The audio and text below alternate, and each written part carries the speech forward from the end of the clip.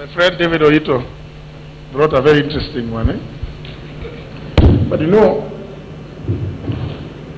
members are supposed to be physically present in Parliament. If they are not physically present, they are not even paid their sitting allowance. So a person who is not even present to even earn a sitting allowance, if you tell me that he has a right to vote, is voting on what? Because I think surely this voting must have a base, it must mean something. And you know, remember, you know about the story of voting machines. Do we want to encourage voting machines abroad? Because it's a matter that, yes, it looks progressive, but I think we need to be careful about it. Is the person voting, what is his state of mind? Is he in hospital? Is he conscious? Because, you know, I mean, and if you are voting, you must be voting about something that you know of. So it's a matter, I think, that I don't think I've heard about it in any jurisdiction, but maybe food for thought. But I think if a member has not, because the only way that we know that a member was present is if they are shown to be present, having lost it.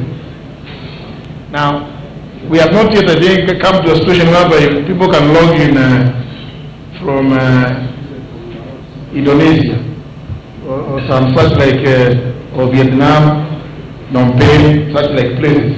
If they are there for parliamentary business, I think it is good that you allow them to do that business which they are doing there, and allow their colleagues who are in Parliament, I do know what it is that is being debated or discussed to take decisions on it. Of course, this issue is actually very, very, very contentious because you know the diaspora is urging that they be allowed to vote from the comfort of their beds. When people are in their sleep, they want to vote. I don't know, voting for representatives, but representing who?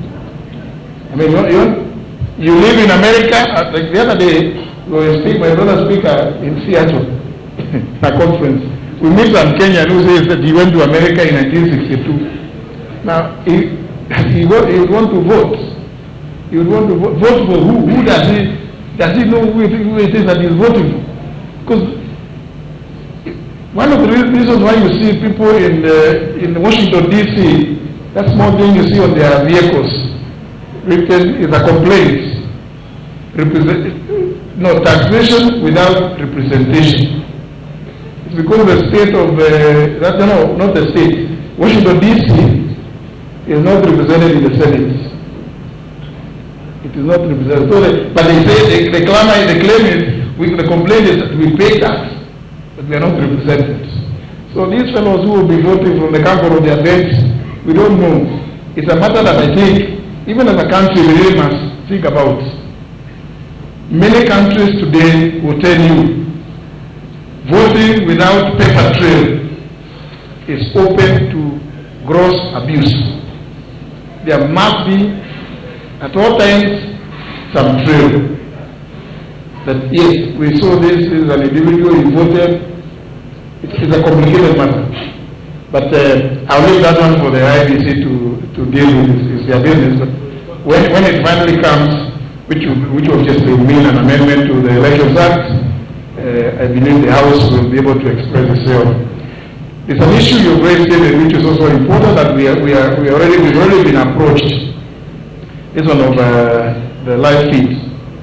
It's a matter we are considering, and the committee chaired by the Honorable Wanga is the one that is going to be the first port of call, so that we can develop a proper mechanism by which either we as Parliament, for both houses, give, but not KBC feeding on our behalf. That proposal has been floated, and the committee responsible is considering it. They have not worked out on the modalities. We have said we want to seek views and processes how it is done in other jurisdictions. We agree with you. There is need for everybody to have access without going through others. Freedom Freedom of Information Bill by the Honorable Nyukami. As you know, when we last met at the other breakfast at the Intercon, I told you about this bill. Several members, including the speaker here, will tell you that the idea of this bill has been with us for more than 10 years. But I think it is, and for me, I've been concerned that every now and then it never becomes a bill. This is the first time it has again been published. It was always a road draft, even when it was being proposed by the Honorable Anyang Nyong'o, I think in the 9th Parliament. Again, it just stayed like this and never saw the light of day. And at that time, everybody was told, because we are doing the Constitution, all these things will be addressed in the Constitution. Yes, 34 and 35 are there, but they need anchor. The 34 and 35 are the anchor. We need now the law to implement 34 and 35. And I think this is the right move. When we resume, we should be able to prioritize it. Let me not deal with the issue of salaries of MPs. I'll leave that to the clerk of the Senate with the secretary of the commission to discuss, because it's a matter of public knowledge. What we are paying is not a secret. So I don't know. I cannot start saying this or the other about what members are paying. Maybe the secretary will speak to it.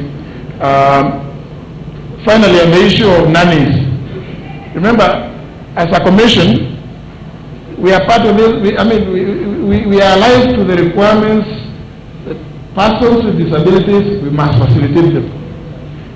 Lactating, we have a policy on lactating mothers. You cannot make it a crime for young ladies to give birth, to procreate, because they have become members of parliament.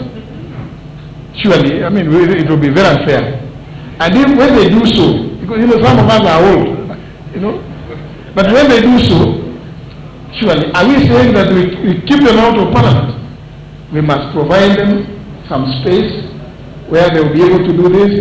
And if they have to attend to other functions, committees and parliaments, again, we are required to facilitate them to participate. Go out, and afanya hiyo maneno, alafu they continue with the business that they want to perform wherever it may be. Even if it is in parliament here, it's only that we are actually constrained for space. We need to we have to provide a place where they go and relax and do that. I don't know what it is, but do exactly that. So I don't know what the Honorable Jimmy and when he's asking about me carrying a nanny to do what? I'm lucky. I can't have a nanny. Yeah. Also, again, I think it's not right. I want to confirm this. It is not right. Members of Parliament do not carry their PAs and their bodyguards and their drivers when we go for those retreats. You can say that the speakers do so. Yeah. That one we plead guilty. The speakers, if it is a crime, would readily plead guilty. But the speakers are accompanied by a small set of their protocol teams, drivers and bodyguards. That's all. But the other members don't. I think it's not right for I thought it was sensational. It is not true. Thank you very much. Clerk, maybe I can respond to the issue of salaries.